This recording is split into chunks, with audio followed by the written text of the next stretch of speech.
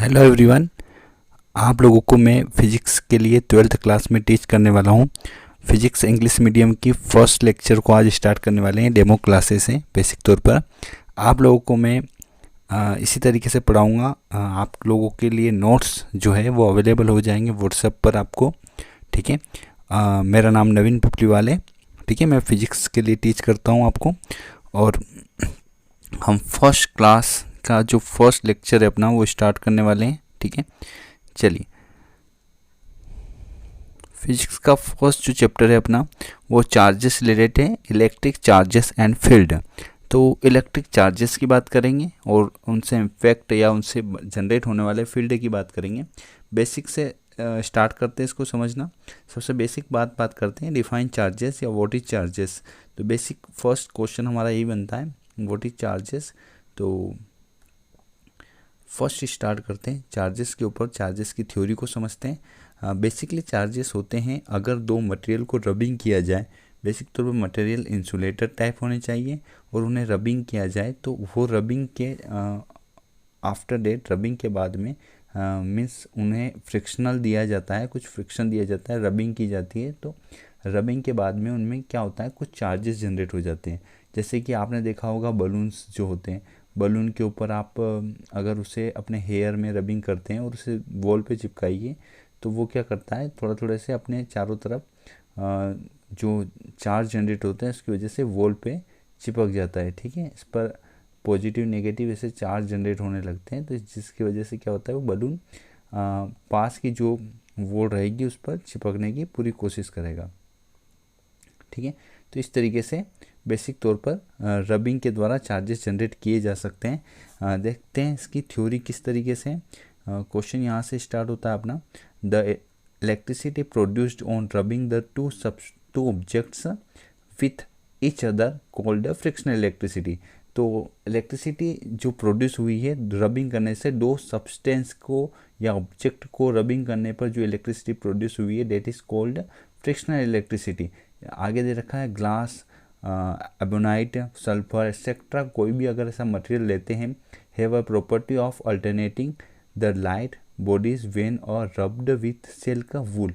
ऐसी कोई भी बॉडीज़ को अगर हम सिल्क है, वूल है या कोई कपड़ा है, इससे अगर रबिंग करते हैं, thus the bodies which acquire the properties of attracting the light bodies, तो ऐसे बॉडीज़ में एक प्रॉपर्टी आ जाएगी जो अट्रैक्ट करेगी लाइट बॉडीज़ को, are said to be charge.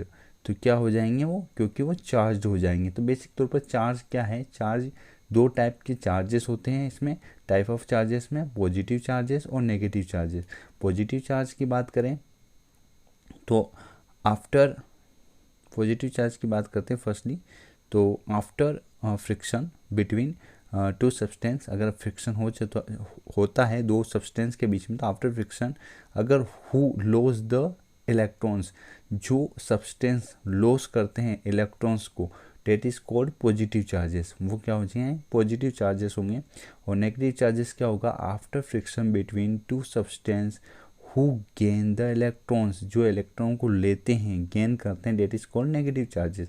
तो बेसिकली आपको इतना सा ध्यान रखना है, एक में पॉजिटिव चार्जेस में इलेक्ट्रॉन लॉस होंगे और नेगेटिव चार्जेस में फ्रिक्शन के बाद इलेक्ट्रॉन गेन होंगे। तो आपको ऐसे याद रखना है कि भाई हम बोलते हैं पॉजिटिवली रहिए, पॉजिटिव रहने वाला बंदा देगा हमेशा। तो बेसिक तौर पर देगा मतलब उसमें लॉस होगा, तो देने वाला या लॉस होने वाला वो पॉजिटिव होगा, और जो लेगा वो गेन करेगा, वो नेगेटिव चार्जेस जनरेट करेगा। तो आई होप आपको क्लियर हुआ होगा। थोड़ा सा और एक्सप्लेन करता हूँ मैं आपको, ये जो चार्जेस का है इस तरीके से। ये देखिए, बलून को अगर हम अपने हेयर से रबिंग करते हैं तो बेसिक तौर पर बलून्स पर चार्जेस जनरेट होंगे और अपने हेयर पर भी जनरेट होंगे। जो हेयर पर जनरेट हो रहे हैं ये पॉजिटिव चार्ज है, ध्यान से देखिए, और जो बलून के ऊपर जनरेट हो रहे हैं नेगेटिव चार्जेस है। तो नेगेटिव चार्ज जनरेट होंगे और एक पॉजिटिव चार्ज जनरेट होंगे, और बेसिकली दोनों इक्वल अमाउंट में जनरेट होंगे। जितने नेगेटिव चार्जेस बलून पे जा रहे हैं, same to same equal amount में पॉजिटिव चार्जेस कहाँ पर आ रहे हैं, हेयर पे आ रहे हैं। तो जैसे आप बलून को थोड़ा सा दूर ले जाओगे रबिंग के बाद में, तो हेयर जो हो गए वो बलून की ओर अट्रैक्ट हो रहे हैं, डेट इज़ कॉल्ड चार्जेस। तो चार्जेस क्या हैं, बेसिक तौर पर चार्जेस एक जब रबिंग होती है दो सब्सटेंस में, तो उनमें एक इलेक्ट्रिक फ्रिक्शनल इलेक्ट्रिसिटी जनरेट हो जाती है, और फ्रिक्शनल इलेक्ट्रिसिटी इज कॉल्ड, या frictional electricity is reason for the charges. ठीक है, तो फ्रिक्शनल इलेक्ट्रिसिटी आई क्यों है? चार्जेस की वजह से। बेसिक तौर पर इनमें हुआ क्या था, हर सब्सटेंस में फ्री इलेक्ट्रॉन्स होते हैं, आप लोगों ने सुना होगा। तो फ्री इलेक्ट्रॉन्स जैसे ही आपने रबिंग किया तो फ्री इलेक्ट्रॉन्स आउटर सरफेस में आ जाएंगे, और आउटर सरफेस में आने से क्या होगा, वो चार्ज हो जाएंगे। तो वो पॉजिटिव या नेगेटिव चार्ज जनरेट करने के लिए रिस्पॉन्सिबल हैं जो फ्री इलेक्ट्रॉन्स हैं। तो बेसिकली आई होप ये क्वेश्चन आपको क्लियर हुआ होगा। ठीक है, thank you.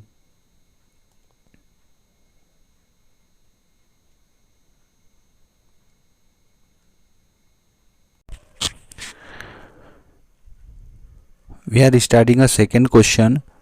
Second question is that what is the conservation of charge? Explain. Conservation of charge is just like conservation of energy. आप लोगों ने conservation of energy को सुना होगा। energy not be created and not be lost. energy destroy नहीं होती है, ना ही created की जा सकती है, बनाई जा सकती है। बेसिक तो conservation of charge same to same conservation of energy जैसा ही है। देखिए इसे स्टार्ट करते हैं। What is the conservation of charge? Question यहाँ पर है हमारा। देखिए what is the conservation of charge, explain. ठीक है, स्टार्ट करते हैं answer. In an isolated system means उसमें कोई चेंजेस ना हो, क्लोज सिस्टम है। Isolated system the charge can neither be created nor it can be destroyed. Means charge ना तो क्रिएट होंगे ना ही डिस्ट्रॉयड होंगे। This is the law of conservation of charges. This is the law of conservation of charges. This law is a universal law. Means सब जगह एक जैसा होगा, एक यूनिवर्सल लॉ है। और ये बोल रहा है कि चार्ज नेदर भी क्रिएटेड, बनाए नहीं जा सकते, ना ही हम डिस्ट्रॉय करते। तो बेसिक तौर पे चार्जेस आ कहाँ से रहे? चार्जेस मीन्स हमने लास्ट क्वेश्चन में इस पर डिस्कस किया था। चार्जेस मीन्स जो हम दो सब्सटेंस को रबिंग करते हैं तो उनमें चार्ज जनरेट हो जाते हैं। फॉर एग्जांपल बलून को हम एयर में, हमारे हेड में या हेयर पे रबिंग करते हैं तो वॉल पर चिपक सकता है, टेम्परेरी टाइम के लिए वॉल पर चिपक जाता है। तो ये जो चार्जेस होते हैं ये इसमें आए कहाँ से हैं, अगर ये कंजर्वेशन ऑफ चार्ज है तो इसका एग्जांपल देखिए, बहुत अच्छा है। When a glass rod is rubbed, जब कोई ग्लास रोड जो होगा वो रब्ड किया गया है विद सिल्क के साथ, तो अमाउंट ऑफ पॉजिटिव चार्ज एक्यूर्ड, उस पर क्या हुआ, अमाउंट ऑफ पॉजिटिव चार्ज आया, ये पता है हमें। By glass rod is equal to the amount of negative charge. ठीक है, तो सेम टू सेम क्या होगा, जो ग्लास रोड है is equal to the amount of negative charge, उसके ऊपर जो अमाउंट ऑफ नेगेटिव चार्ज होगा एक्यूर्ड बाय द सिल्क वो इक्वल होगा। इसका मीन्स क्या हुआ, जैसे ही ग्लास रोड पर हमने अगर सिल्क को रबिंग किया है तो अमाउंट ऑफ जो पॉजिटिव चार्जेस है, ठीक है, जो अमाउंट ऑफ पॉजिटिव चार्ज आया है वो किसके इक्वल होगा, अमाउंट ऑफ नेगेटिव चार्ज की इक्वल होगा। मतलब उसमें जितना इधर पॉजिटिव गया उतना ही नेगेटिव उधर जाएगा और उसकी वजह से वह इक्वल हो जाएगा। इसलिए कंजर्वेशन ऑफ क्या होता है, कंजर्वेशन ऑफ चार्ज हमेशा अप्लाई होता है, यूनिवर्सल लॉ हमेशा ऐसा ही रहेगा। ठीक है, ऐसा एक एग्जांपल लेता हूँ। फॉर एग्जांपल आपने कोई बलून अपने हेयर में रबिंग किया है और उसको फिर आपने वॉल पे चिपका है, तो इसका मीन्स क्लियर है जो आपका बलून है वो नेगेटिव या पॉजिटिव चार्ज हुआ होगा। अगर उसमें जो चार्ज आया वो थोड़े टाइम बाद वो आया कहाँ से, आपके हेयर से आया है, तो आपके हेयर में भी कोई ना कोई चार्जेस जा चुका है। अब जैसे आप उसको क्या करते हो, वापस से वॉल पे चिपकाते हो, तो वॉल पे इसलिए लगा हुआ है क्योंकि वॉल पर कुछ टाइम के लिए चार्जेस उसमें वॉल के अंदर डिस्चार्ज हो रहा है, और चार्जेस डिस्चार्ज होगा इतने टाइम तक बलून में चार्जेस रहेगा, आफ्टर डेट बलून आपका नीचे गिर जाएगा। तो इसका मीन्स क्लियर है, चार्ज इक्वली होता है और वो थोड़ी देर बाद डिस्चार्ज हो जाता है और उसमें कोई चार्ज नहीं बचता है। तो इसका एग्जांपल आई होप आपको क्लियर हुआ होगा। ठीक है।